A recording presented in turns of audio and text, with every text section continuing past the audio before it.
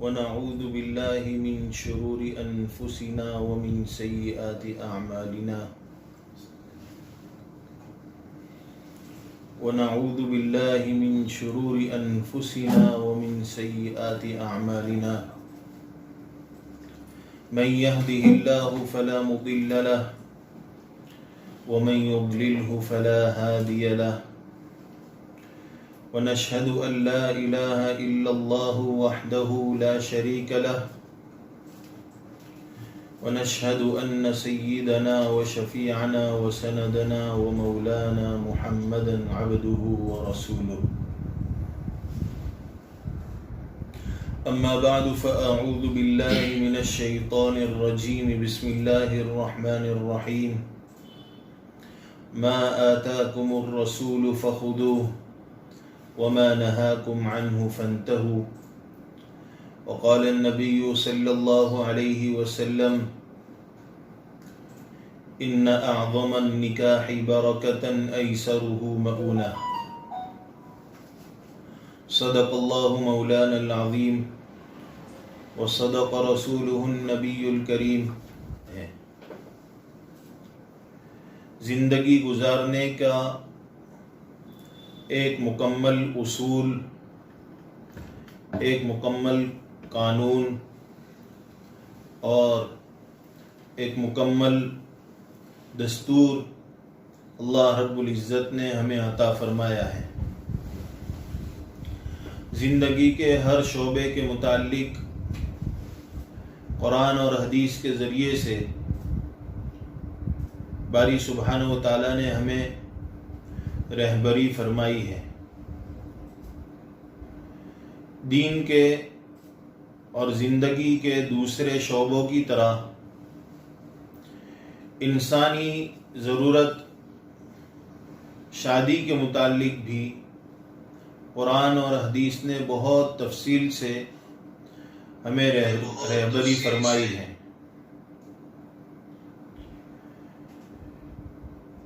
قرآن اور حدیث کے اندر جتنے رشتے بیان کیے گئے ہیں، انسان کے جتنے رشتے قرآن اور حدیث کے اندر بیان کیے گئے ہیں اور جتنے رشتوں کا تذکرہ ہے اور ان رشتوں کے تذکرے کے ساتھ ساتھ ان رشتوں کے متعلق جو ہدایات دی گئی ہیں، ان تمام رشتوں میں سب سے زیادہ میاں بیوی کے رشتے کو بیان کیا گیا ہے اور سب سے زیادہ تفصیلی ہدایات میاں بیوی کے متعلق دی گئی ہے۔ دیکھیے، نکاح شریعت کی نظر میں بہت ہی آسان، بہت ہی سہل اور ہر ایک کے لیے جسے کرنا آسان ہے، سہولت کے ساتھ ایک عمل ہے۔ کل 6 عمل نکاح کے متعلق بیان کیے گئے ہیں۔ اگر ہم نکاح کی حقیقت کو سمجھ لیں تو زندگی کا ایک بہت بڑا ٹینشن جو ہمارے سروں کے اوپر سوار رہتا ہے اور زندگی کا ایک بہت بڑا حصہ جس ٹینشن کو سلجھانے میں اور اسے حل کرنے میں گزر جاتا ہے، وہ بہت آسان اور بہت سہولت کے ساتھ حل ہو سکتا ہے۔ 2 فرائض ہیں نکاح کے اندر، ایک ہے ایجاب اور قبول کرنا، یعنی مرد بیوی سے کہے کہ میں نے تجھ سے نکاح کیا، اور بیوی یا اس کا وکیل یہ کہے کہ ہم نے اس نکاح کو، اس رشتے کو قبول کیا۔ اور دوسرا فرض ہے 2 گواہ کا ہونا، ایجاب و قبول کو سننے والے 2 گواہ ہونا ضروری ہے۔ بس یہ 2 فرائض ہیں نکاح کے اندر، اور ایک واجب ہے کہ شوہر جب نکاح کرتا ہے تو شریعت نے شوہر کے ذمے بیوی کو مہر دینا واجب قرار دیا ہے، اور اس کی کم سے کم مقدار بیان کی گئی ہے، 31.5 گرام چاندی۔ 2 فرائض ہوئے، ایک واجب ہوا، اور 3 مستحب اور سنت عمل ہے۔ ایک ہے نکاح کے موقع پر خطبہ پڑھنا، جیسا کہ عام طور پر نکاح کی مجلس جب منعقد ہوتی ہے تو خطبہ پڑھا جاتا ہے۔ اسی طرح ولیمہ کرنا، یہ شوہر کے لیے ایک عمل شریعت نے بتایا ہے کہ شوہر جب نکاح کرے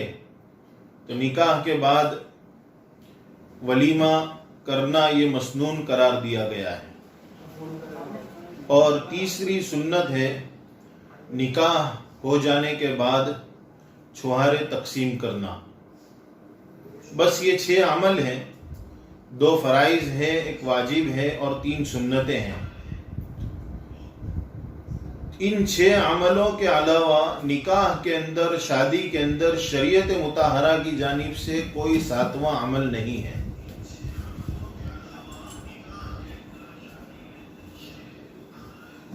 دیکھیے، حضور اکرم صلی اللہ علیہ وسلم نے ارشاد فرمایا ہے، ابھی آپ حضرات کی خدمت میں نے جو حدیث شریف پڑھی ہے،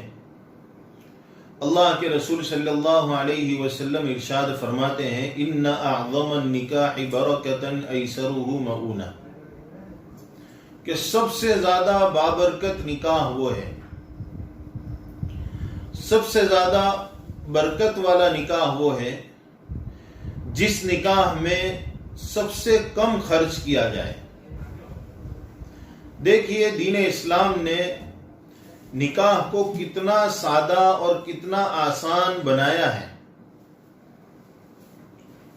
حضرت عبد الرحمن ابن عوف رضی اللہ تعالیٰ عنہ بڑے مشہور صحابی ہیں۔ حضور اکرم صلی اللہ علیہ وسلم کے صحابہ میں عام طور پر ہم نے ان کا نام سن رکھا ہے۔ اللہ کے رسول صلی اللہ علیہ وسلم کی خدمت میں حاضر ہوتے ہیں۔ حضور اکرم صلی اللہ علیہ وسلم کی نظر ان کے کپڑوں پر پڑتی ہے۔ انہوں نے جو کپڑے پہنے تھے، اس کپڑے کے اوپر خوشبو کا رنگ جو اس زمانے کے اندر عام طور پر عورتیں استعمال کرتی تھی، وہ رنگ ان کے کپڑوں کے اوپر حضور اکرم صلی اللہ علیہ وسلم کو نظر آیا۔ جب آپ کی نگاہ اس رنگ کے اوپر پڑی تو حضور اکرم صلی اللہ علیہ وسلم نے حضرت عبد الرحمن ابن عوف رضی اللہ تعالیٰ عنہ سے پوچھا کہ عبد الرحمن، یہ کس چیز کا رنگ ہے؟ حضرت عبد الرحمن ابن عوف رضی اللہ تعالیٰ عنہ نے جواب دیا کہ یا رسول اللہ، میں نے شادی کر لی ہے۔ اللہ کے رسول صلی اللہ علیہ وسلم نے حضرت عبد الرحمن ابن عوف رضی اللہ تعالیٰ عنہ کے اس بات پر جو حضرت عبد الرحمن ابن عوف رضی اللہ تعالیٰ عنہ نے حضور اکرم صلی اللہ علیہ وسلم کے سامنے اپنی شادی کو ظاہر کیا کہ میں نے شادی کر لی ہے، اس بات پر حضور اکرم صلی اللہ علیہ وسلم نے حضرت عبد الرحمن ابن عوف رضی اللہ تعالیٰ عنہ سے فرمایا اولم ولو بشاتین، کہ عبد الرحمن ولیمہ کر لو، چاہے ایک بکری ہی ذبح کر ولیمہ اس کا کھلا دو۔ دیکھیے حضور اکرم صلی اللہ علیہ وسلم کا زمانہ ہے، اللہ کے رسول صلی اللہ علیہ وسلم مدینہ منورہ میں موجود ہیں، اور حضرت عبد الرحمن ابن عوف رضی اللہ تعالیٰ عنہ حضور کے بڑے قریبی صحابی ہیں، لیکن اس کے باوجود حضرت عبد الرحمن ابن عوف رضی اللہ تعالیٰ عنہ کا نکاح بھی ہو جاتا ہے، اور نکاح کے بعد حضور اکرم صلی اللہ علیہ وسلم کی خدمت میں بھی آتے ہیں، اور اللہ کے رسول صلی اللہ علیہ وسلم کی خدمت میں آ کر جب حضور اکرم صلی اللہ علیہ وسلم ان کے کپڑوں کے اوپر نکاح کے جب اثرات دیکھتے ہیں، تب حضور پوچھتے ہیں کہ عبد الرحمن یہ کس چیز کا اثر ہے، کس چیز کا داغ ہے، یہ دھبا کس چیز کا ہے، یہ کلر کس چیز کا لگا ہوا ہے۔ انہوں نے حضور اکرم صلی اللہ علیہ وسلم کو اس بات کی اطلاع دینا بھی ضروری نہیں سمجھا کہ یا رسول اللہ 8 دن بعد 15 دن بعد میرا نکاح ہے، تو آپ نکاح پڑھانے کے لیے تشریف لائیں، یا آپ میرے ولیمے کے اندر تشریف لائیں۔ ایسی کوئی بات حضرت عبد الرحمن ابن عوف رضی اللہ تعالیٰ عنہ نے ضروری نہیں سمجھی، اور شادی ہو جانے کے بعد بھی، نکاح ہو جانے کے بعد بھی عبد الرحمن ابن عوف رضی اللہ تعالیٰ عنہ نے حضور کو بتلانا ضروری نہیں سمجھا کہ میرا نکاح ہو گیا ہے۔ حضور نے جب وہ کپڑے کے اوپر دھبا دیکھا، وہ کلر دیکھا، تب حضور اکرم صلی اللہ علیہ وسلم نے خود دریافت فرمایا کہ عبد الرحمن یہ کس چیز کا اثر ہے، کس چیز کا دھبا ہے، یہ کلر جو آپ کے کپڑوں کے اوپر لگا ہوا ہے یہ کس چیز کا کلر ہے۔ اور پھر اللہ کے رسول صلی اللہ علیہ وسلم نے کسی طرح کی ناراضگی کا اظہار نہیں فرمایا کہ آپ نے ہمیں شادی میں نہیں بلایا، ہمیں یہ شکایت ہے، ہمیں بھول گئے، ہمیں یاد رکھنا چاہیے تھا۔ اور نہ حضرت عبد الرحمن ابن عوف رضی اللہ تعالیٰ عنہ نے اس طرح کی کوئی بات حضور کے سامنے کہی کہ میں نے آپ کو شادی میں، نکاح میں نہیں بلایا اس لیے معاف کر دینا، ایسی کوئی بات نہیں، نہ حضور کی طرف سے نہ حضرت عبد الرحمن ابن عوف کی طرف سے۔ اندازہ لگائیے کہ حضور اکرم صلی اللہ علیہ وسلم کے زمانے میں اللہ کے رسول صلی اللہ علیہ وسلم کے صحابہ کے لیے نکاح کتنا آسان تھا، اور کتنا سہل تھا، اور کتنا معمولی عمل تھا۔ دیکھیے نکاح کے اندر جو فضول خرچیاں کی جاتی ہیں، بے جا رسومات پر عمل کیا جاتا ہے، ایسی باتیں جو شریعت مطہرہ نے ہمیں بتلائی نہیں ہیں، ان پر جب عمل کیا جاتا ہے۔ اس سلسلے کے اندر بھی ایک روایت آپ حضرات کے سامنے میں پیش کرتا ہوں۔ حضرت معاویہ رضی اللہ تعالیٰ عنہ نے حضرت عائشہ رضی اللہ تعالیٰ عنہا کو خط لکھا، اور اس خط کے اندر یہ درخواست کی تھی حضرت عائشہ رضی اللہ تعالیٰ عنہا سے کہ آپ مجھے کوئی نصیحت فرمائیے، اور مختصر سی نصیحت فرمائیے۔ حضرت عائشہ صدیقہ رضی اللہ تعالیٰ عنہا حضور اکرم صلی اللہ علیہ وسلم کی حدیث شریف لکھ کر خط کے جواب میں حضرت معاویہ رضی اللہ تعالیٰ عنہ کو بھیجتی ہیں۔ کیا تھی وہ روایت، کیا تھے وہ الفاظ جو حضور اکرم صلی اللہ علیہ وسلم نے ارشاد فرمائے تھے، جو حضرت عائشہ رضی اللہ تعالیٰ عنہ نے حضرت معاویہ رضی اللہ تعالیٰ عنہ کو لکھ کر بھیجے؟ فرمایا کہ میں نے رسول اللہ صلی اللہ علیہ وسلم سے سنا ہے کہ من التمس رضا اللہ بسخط الناس، من التمس رضا اللہ بسخط الناس کفاہ اللہ مؤنة الناس،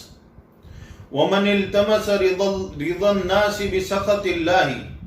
وکلہ اللہ الی الناس، او کما قال رسول اللہ صلی اللہ علیہ وسلم۔ حضرت عائشہ صدیقہ رضی اللہ تعالیٰ عنہا نے حدیث شریف حضرت معاویہ رضی اللہ تعالیٰ عنہ کو لکھ کر بھیجی، جس حدیث شریف کا ترجمہ یہ ہے کہ جو شخص اللہ کی رضامندی چاہتا ہے، ایسے موقع پر جب لوگ اللہ کی رضامندی والے کام کرنے پر ناراض ہوتے ہوں، لوگ اس کے اس شریعت پر چلنے میں ناراض ہوتے ہوں، ایسے موقع پر وہ شریعت کی پیروی کرتا ہے، اللہ کے حکم کو مانتا ہے، اور وہ لوگوں کے ناراض ہونے کے باوجود اللہ کو راضی کرتا ہے،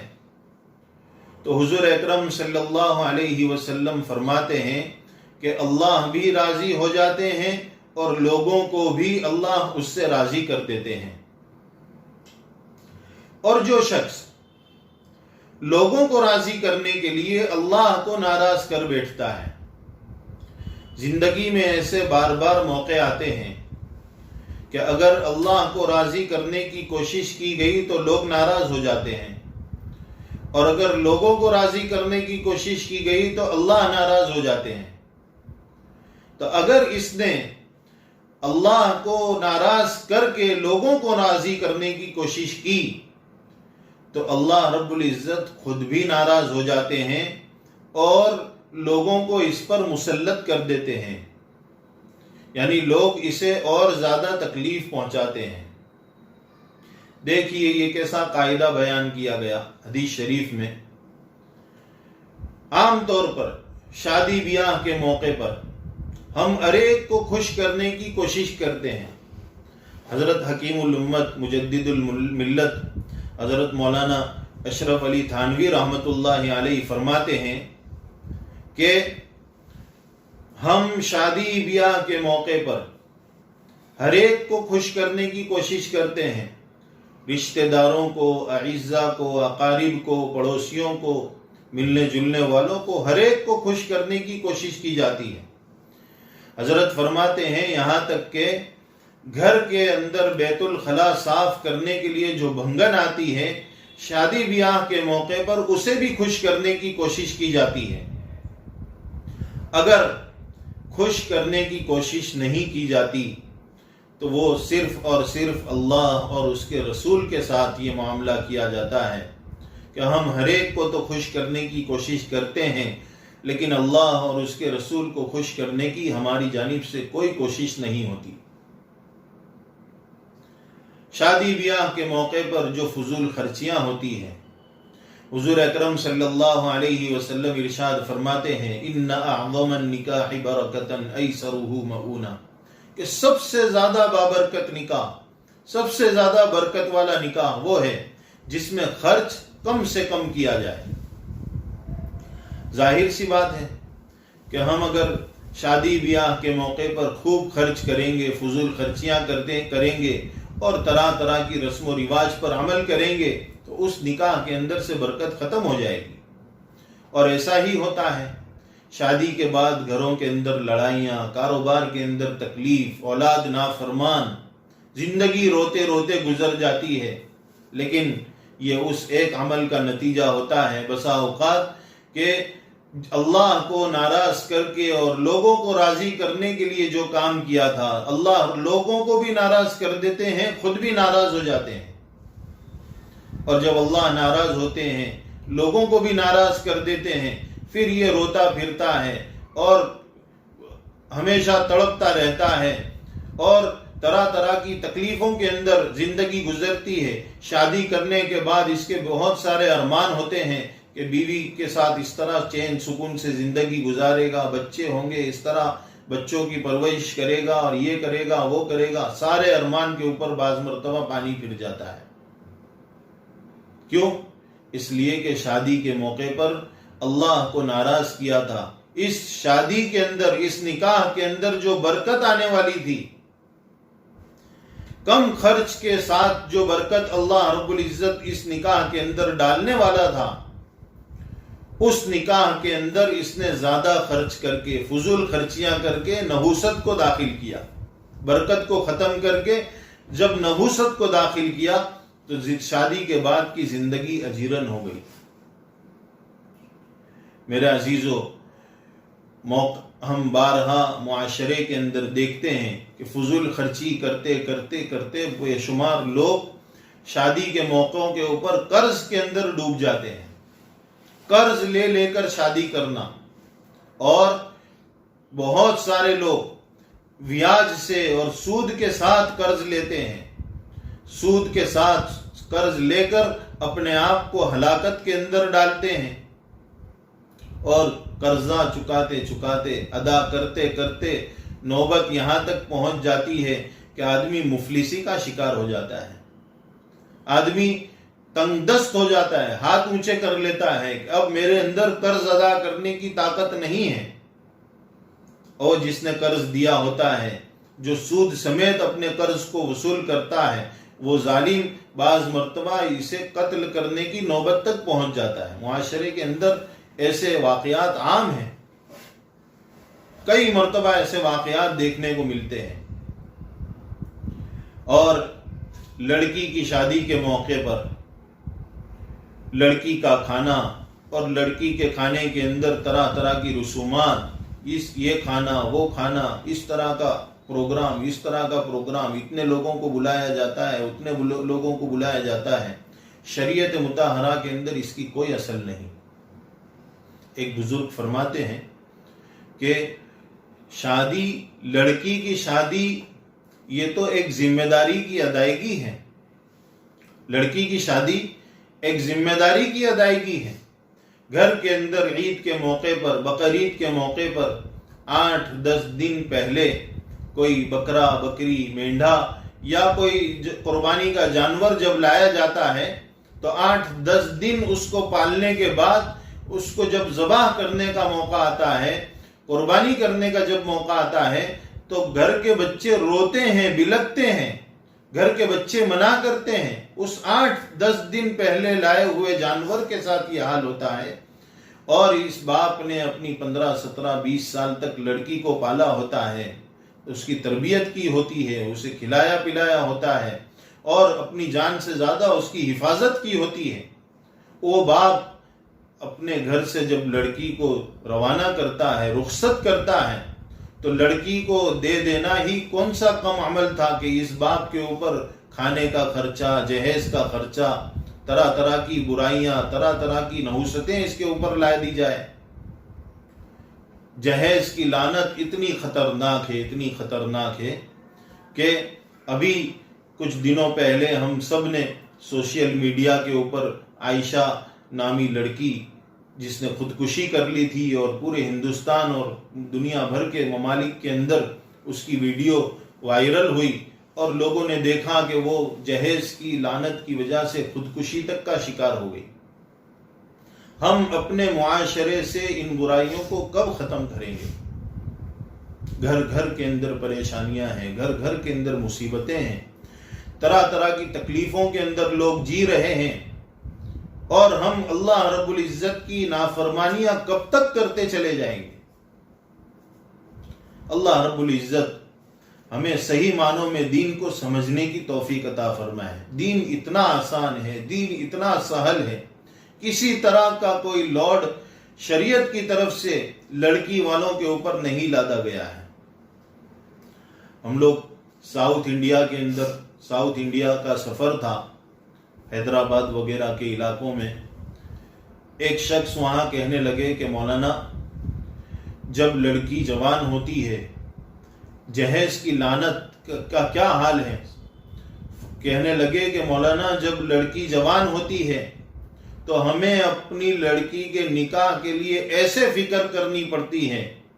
जैसे बकरीद के मौके के ऊपर बकरे और बकरियों को लेकर लोग बाजार में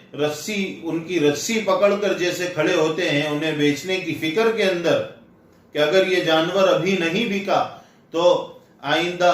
ईद के मौका अगर चला जाएगा हाथ से तो फिर ये जानवर की कीमत नहीं आएगी। जिस तरह वो जानवर को बेचने वाला, वो बकरे को बेचने वाला बकरे की रस्सी पकड़कर फिक्रमंद होता है, इसी तरह हमारे यहाँ जब लड़की जवान होती है इसी तरह की फिक्र में हम मुब्तला हो जाते हैं।